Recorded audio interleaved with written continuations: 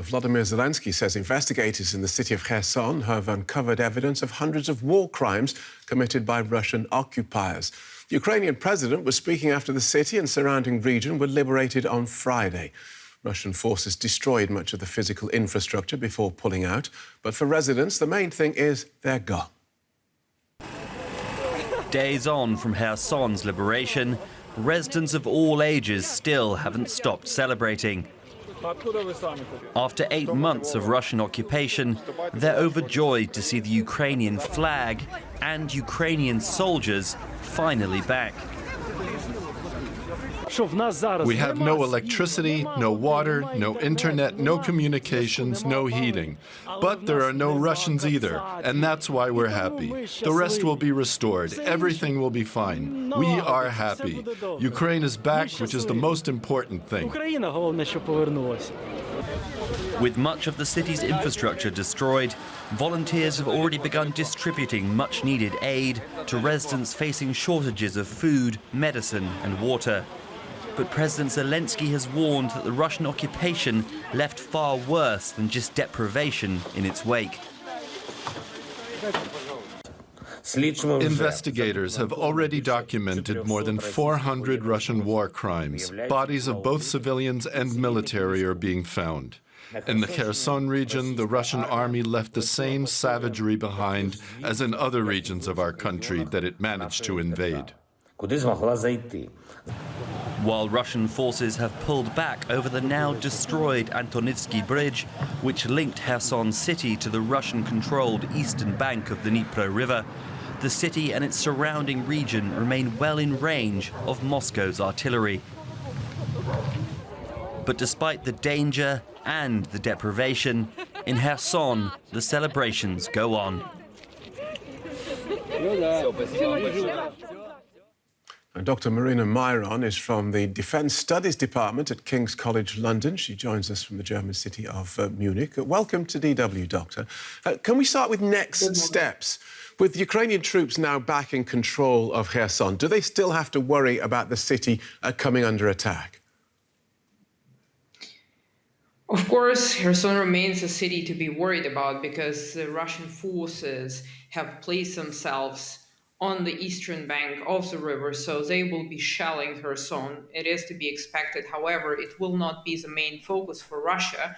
The reason behind the pullout, they had a lot of elite troops trapped in Kherson on the right riverbank, and they needed to relocate them. So we are to expect a shift of focus in the military operation from the Russian side. Now they're moving their elite forces to Donetsk and are most likely to go and try to reinforce their positions along Melitopol. However, we have to remember that their forces are on the eastern riverbank and they need less forces to be able to hold their defensive positions there.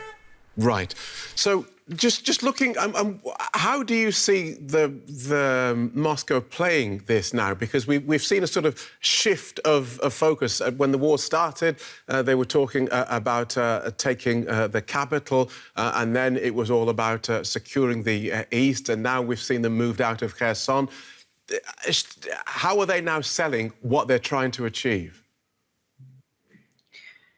Well, basically, we have tried to understand that the war, the premise for the war, was based on a flawed assessment of how Ukraine and the Western countries would react. So we have two dimensions here. We have the political dimension. Obviously, the political leadership is expecting something of the military to achieve that military is not able to achieve, and we see it on the battlefield. Therefore, they have to recalibrate and adjust their military strategic approach, and the change is coming when General Surovikin was appointed to oversee the military operation in Ukraine, because there was no single theater commander who was aware of what was going on. And the other issue is that there is not enough manpower from the Russian side, and the war has been dragging on much longer than Russia had expected. So now they have to look at how they utilize the force that they have in Ukraine. So from the military perspective, it's the first time that it makes sense that the Russians have retreated from Kherson rather than trying to hold on to it and lose a lot of manpower and make it into a bloody fight. From a political perspective, Putin has not voiced his opinion, but I assume he's awaiting what is going to happen at the G20 summit, which he will not be attending, to see how to design the military operation according to the outcomes of the meeting. OK. And once more, we see the emerging evidence of war crimes committed following a Russian occupation. And given what we've seen in places like Bucha and Kharkiv and Sumy, this looks less like ill discipline and more like standard operating procedure. Can we speculate on what's likely to be behind this method of operation? The problem is that investigating what has happened in Kherson right now is too early.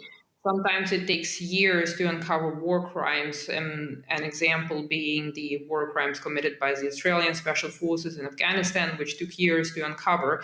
However, we see war crimes being committed in Ukraine, obviously in a lot of places, so we can safely assume that Russia doesn't operate according to the same legal norms that Western forces operate, and still we see this in wars happen.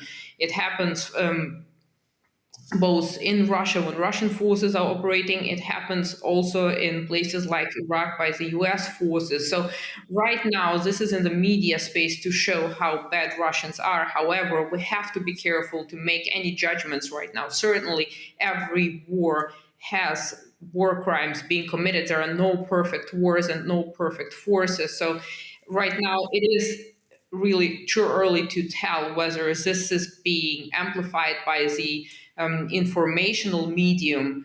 However, we will need to wait and see what actually happened, and that will require an independent international commission to investigate, and that will take years, more than just a couple of days. Thank you so much for that, Dr. Marina Maron from King's College London. Thank you.